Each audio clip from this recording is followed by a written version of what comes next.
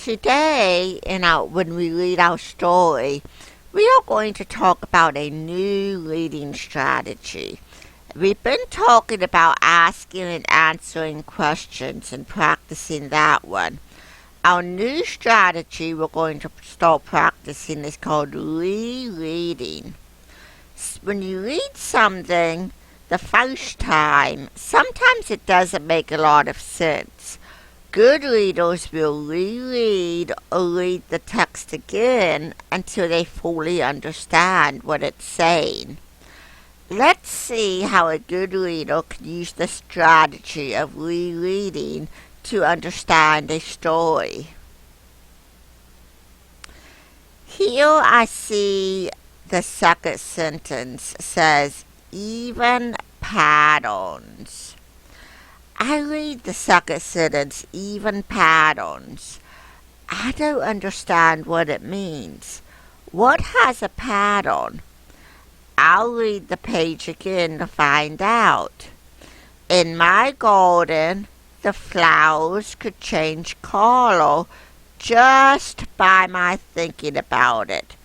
Pink, blue, green, purple, even patterns. After I reread, I understand that the flowers change colors, and they can change the patterns on the flowers also.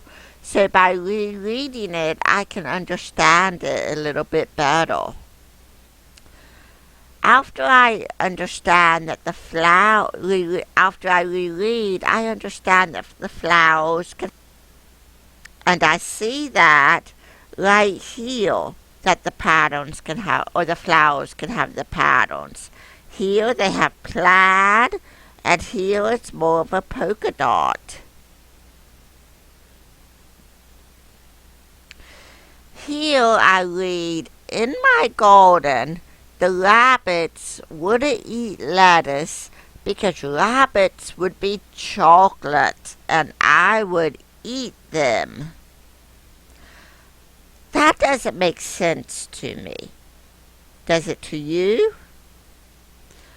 We could reread it and find out why the girl would eat the rabbits in her garden. So let's reread it. In my garden, the rabbits wouldn't eat the lettuce because the rabbits would be chocolate and I would eat them. So since I've reread it, I remember that sometimes rabbits can go into people's gardens and eat the lettuce.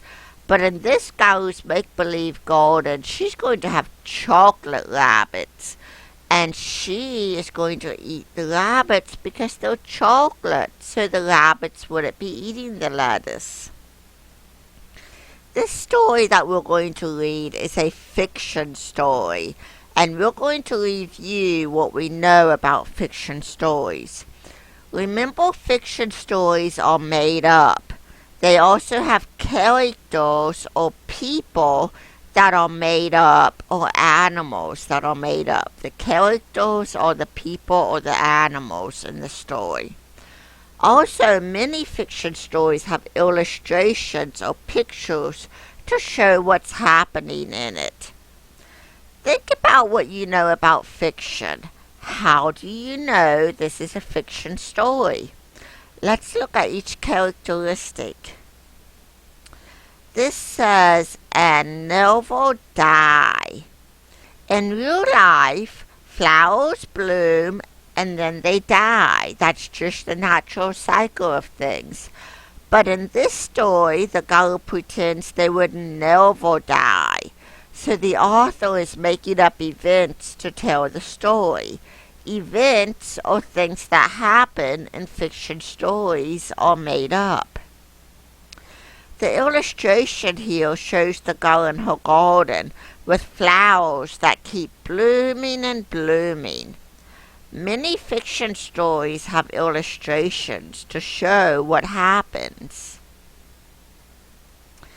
Here we see the words pink, blue, green, purple, even flowers. The girl is imagining that her flowers can change colors and then even have patterns on those flowers.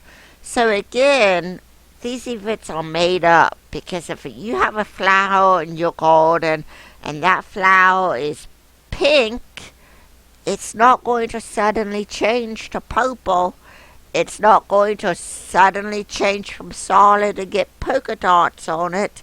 Whatever that flower looks like, it's going to keep looking like it until it blooms or finishes blooming and it dies. Okay, are you ready for our story?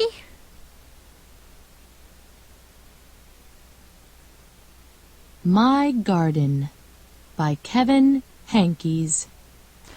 Who is the author of this book? It's Kevin Hankes.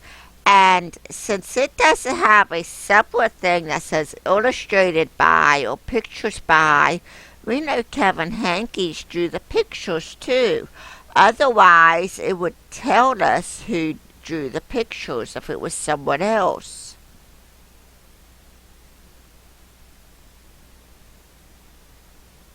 My mother has a garden. I'm her helper. I water, I weed, and I chase away the rabbits so that they don't eat all the lettuce. It's hard work, and my mother's garden is very nice. But if I had a garden, there would be no weeds, and the flowers would keep blooming and blooming and never die. So we know that this girl starts out by imagining her garden because her mom has a garden and she helps her in it. And so the girl is saying, if I had a garden, this is what would happen. And she's telling us about it.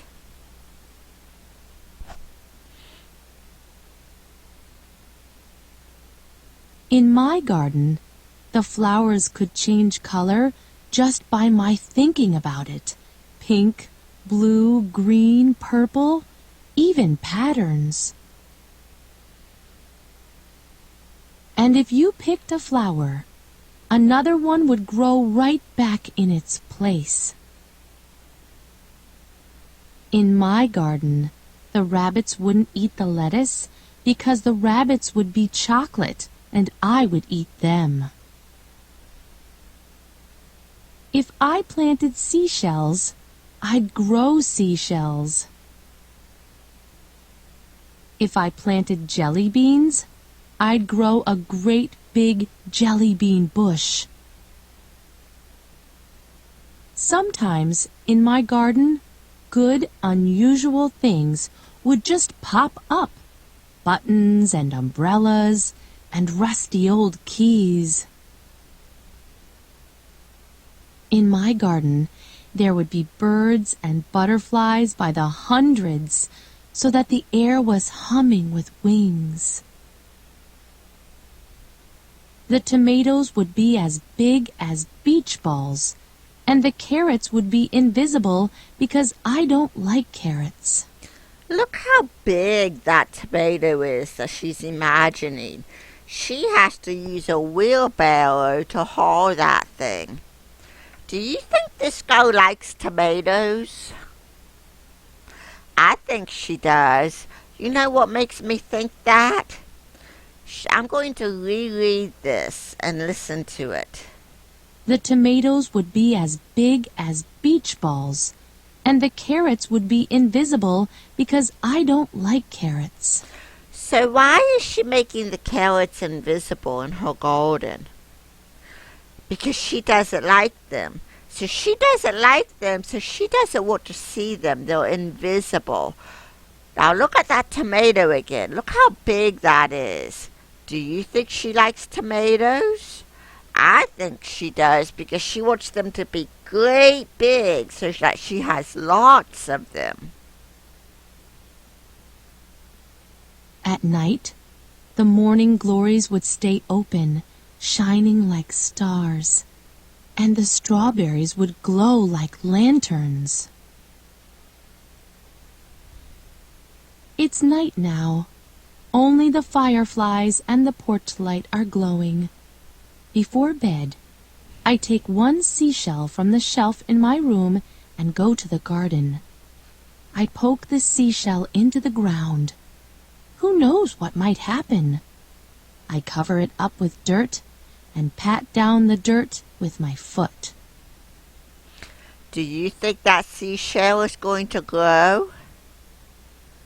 What are you doing? Asks my mother. Oh, nothing, I say. Just working in the garden. So then it shows the picture here of the seashell she planted, and she's imagining it getting a little root. This part here is called a root, and that's what plants use to take in the water and the nutrients from the soil. Do you think that seashell is going to grow? Probably not. Thank you for listening to the book with me today, boys and girls. Have a great day.